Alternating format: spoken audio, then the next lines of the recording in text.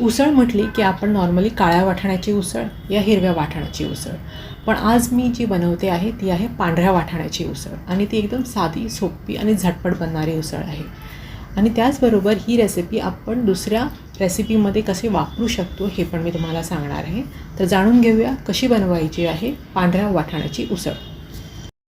मी सुजाता मामाई रेसिपीमध्ये तुमचं स्वागत करते. अशाच टेस्टी आणि होममेड रेसिपी करता मामाई रेसिपीला सबस्क्राईब करा आणि बाजूला असलेला बेल आयकॉन प्रेस करायला विसरू नका. 1 कप पांढरे वाटाणे रात्रभर भिजवून ठेवले होते, ते मी आता हे शिजवून घेणार आहे. आणि शिजवताना मी याच्यात घालणार आहे 1 टोमॅटो बारीक चिरलेला आणि थोडंसं मीठ आणि कुकरला लावून हे मी शिजवून घेणार आहे. कुकरला लावून मी याचे 2 शिट्टे काढून घेणार आहे.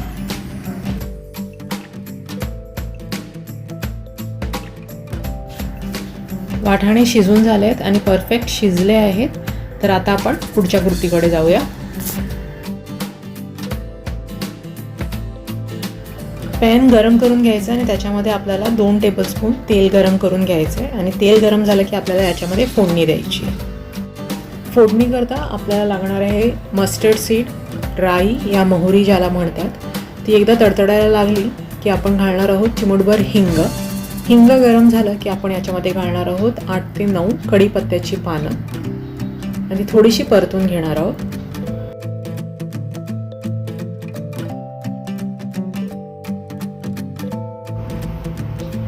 आता आपण याच्यात घालणार आहोत 2 बारीक चिरलेले कांदे. आता हे आपल्याला ब्राऊन नाही करायचं आहे, फक्त एक पिंकिश कलर येईपर्यंत आपल्याला हे परतून घ्यायचं आहे, म्हणजे गुलाबी कलरपर्यंत हे परतून घ्यायचं आहे. आणि याच्याकरता आपल्याला 1 ते 3 मिनटं लागणार आहेत. तर आपण हे परतून घेऊया आधी.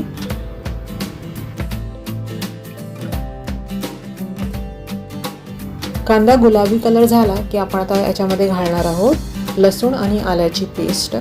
तुम्ही आलं लसूण ठेचून पण घालू शकतात, पण ते कांद्याच्या आधी घालायचं समज तुम्ही आलं लसूण ठेचून घालत असाल तर. नाहीतर कांदा नंतर घालायचा आणि त्याच्यामध्ये आपण हे कच्चा वास जाईपर्यंत हे परतून घ्यायचं. कांदा आणि आलं लसूण व्यवस्थित परतून झालं तर त्याच्यानंतर आपण याच्यात घालणार आहोत सुके मसाले, ज्याच्यामध्ये आहे अर्धा चमचा हळद, 1 चमचा धण्याची पावडर, 1 चमचा लाल तिखट आणि 2 ते 2.5 चमचे गरम मसाला. या तुमच्याकडे जो साठवणीचा मसाला आहे तो तुम्ही वापरू शकता. कमी जास्त तिखट तुम्ही तुमच्या हिशोबाने ॲडजस्ट करू शकता. आता हे सगळे मसाले आपल्याला थोडं व्यवस्थित कांद्यामध्ये परत मिक्स करून थोडं परतून घ्यायचं आहे. हे 1 ते 1.5 मिनटं आपल्याला करायचं आहे.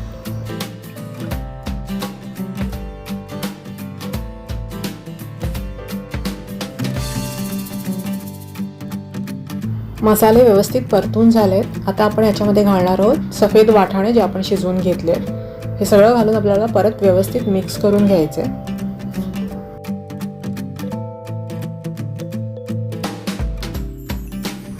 आता याच्यामध्ये आपल्याला मीठ घालायचं आहे चवीप्रमाणे, पण लक्षात ठेवायचं आहे की आपण शिजवताना पण मीठ घातलं होतं, तर त्या हिशोबाने मीठ घाला. आणि त्याच्यानंतर आपण घालणार आहोत अर्धी वाटी ओलं खोबरं. हे पण सगळं घालून आपण आता मिक्स करून हे शिजवायला ठेवणार आहोत झाकण लावून. 10 मिनटं आपल्याला हे शिजवून घ्यायचं आहे मिक्स केल्यानंतर. जरी आपण वाटाणे आधी शिजवून घेतले आपल्याला त्याच्यानंतर सुद्धा हे 10 मिनटं शिजवायचे आहेत, कारण याच्यामध्ये मसाले कांदा वगैरे जे सगळे ॲड केलं आहे आपण ते व्यवस्थित एकजीव होऊन त्या सफेद वाटाण्याला त्याचा फ्लेवर यायला पाहिजे. ते आता आपण 10 मिनटं शिजवल्यानंतर व्यवस्थित शिजून झालं आहे, पण थोडं अजून ह्याला घट्ट करायचं आहे. मला अजून ह्याची ग्रेव्ही थोडी घट्ट पाहिजे, तर आपण अजून 1-2 मिनटं शिजवून घेऊ. तुम्ही ही सेम रेसिपी वापरून याच्यामध्ये थोडे प्लस मायनस करून तुम्ही ही रेसिपी रगडा पॅटीसमध्ये रगडा म्हणून वापरू शकता. जसं याच्यातून खोबरं काढायचं आणि वाटाणे थोडे जास्त शिजवायचे. त्याचबरोबर मी एक रेसिपी माझ्या चॅनलमध्ये अपलोड केली आहे पोहा वाटाणा. ती पण तुम्ही रेसिपी या रेसिपीवरून बनवू शकता. म्हणजे हे ॲडिशनल अजून 2 रेसिपीज बनतात. सफेद वाटाण्याची उसळ रेडी आहे. सोपी, झटपट बनणारी आणि तशीच चविष्ट.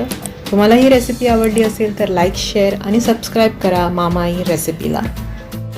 परत भेटू अशाच एका रेसिपीबरोबर. तोपर्यंत कीप कुकिंग.